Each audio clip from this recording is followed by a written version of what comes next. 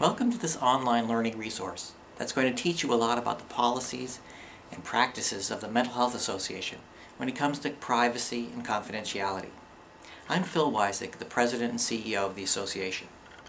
As one of our employees, there are many things you have to remember, but this video is going to teach you a little bit about confidentiality and privacy and how critical it is to the work that we do every day.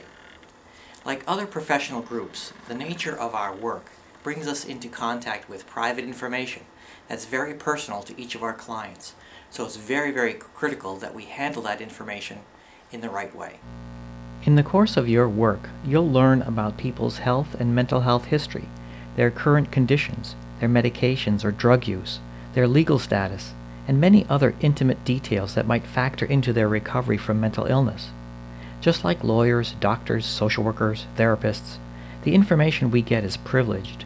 That means it's private and we have to keep all such information confidential. Confidentiality is basically an ethical principle. It holds that the proper thing for people in the helping professions to do is to keep private the information that we gather on clients, either in writing or by observation. It means that we take this duty very seriously and that we only share information about a person under certain well-defined circumstances. In this online learning experience, you're going to find an easy way to learn about our policy, why it's important, about HIPAA, the 1996 law passed in the United States, the Health Insurance Portability and Accountability Act, that regulates privacy and the disclosure of health information. And you'll learn about how careful we all have to be regarding client information and disclosures. You'll see videos about the mistakes that people can make, how easy it is to slip up and find errors in our compliance with the law. So let me show you a little bit about what you'll find on this learning website. The first thing you should read about is our policy on confidentiality and our notice of privacy practices. These documents convey important things you're required to follow. Let me give you 4 reasons why we have these things in place. First, we all want health information private. Think about this in your own life. No one would want their doctor or counselor sharing personal information without their permission. Second, just like us, our clients expect confidentiality. In fact, this is one of their rights expressed by the state. Third, confidentiality is our duty. We have an ethical obligation, and it's expressed in our ethics policy. All professional groups have such codes of conduct, and all recognize that keeping private information confidential is an important cornerstone to good care. Lastly, it's the law. Violations of confidentiality bring people and organizations stiff penalties. Because this is so serious, violations of our confidentiality policy by employees results in discipline and dismissal. And that's because we just don't have a choice.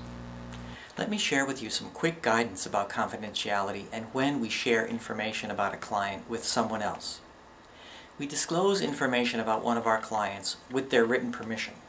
There's a standard written form that we use that spells out the type of information that we want, the specific person we want it from, the purpose we have for getting it, and what would constitute a disqualification of that client's consent. The client's consent is time limited. That means it doesn't last forever, and it must be freely given. Your supervisor can show you how to fill out one of our release forms, and applicable federal and state standards are on the back side. There are some mistakes that are easily made in filling out this form, and your supervisor can give you more training on how to do it accurately. It's also good for you to know about the few circumstances in which the rule of confidentiality does not apply. These are important for you to remember. First, if a person is in danger of harming themselves or others, we have a duty to take action. This might require us to call the police or some other emergency responder. Second, if a matter involved child abuse, we have a duty to report that suspected abuse to the proper authorities. That's called mandatory reporting. Third, if a client is a victim of abuse, we also have to report that as well. Lastly, under the HIPAA law, communications that are a normal part of healthcare operations do not require a release of information. For us, this might mean accreditation visits, audits, updates from the treatment team working with that client, or other investigations. Thanks for watching this short video about confidentiality. But most of all, thanks for all the hard work you're going to do for all our clients.